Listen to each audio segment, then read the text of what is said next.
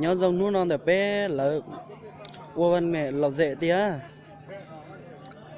nên nó do khỏi chơi lại cho tú luôn xài luôn dù lo nó mỏ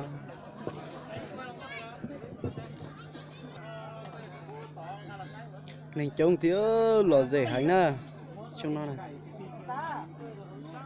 cú mà họ chơi cho nên một sai cho không có lần đầu bỏ xe vừa dòng đi ra tia cũ là do mong du mong mùa ta chống tiền tiền á tia cũ mùa lũ mong hay mùa trong mùa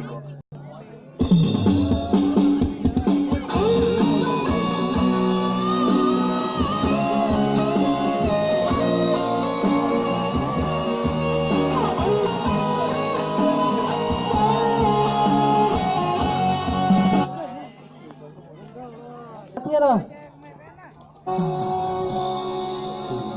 Alo.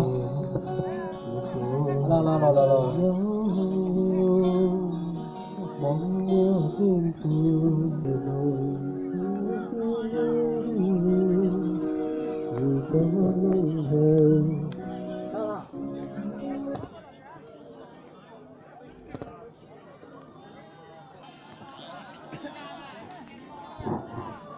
Cái này đâu?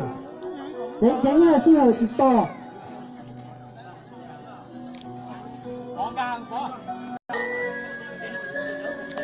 nó định chống mà nó non xe vô lò dễ hành lên á Chuyện gì đây ở tìm mùa nhá lúc giờ nó nó bé chỉ có mà chỉ hay từ từ ra.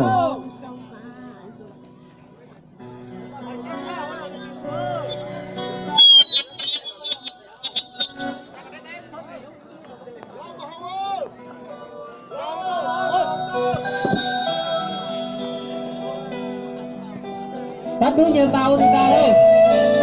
Nó chỉ tính thôi.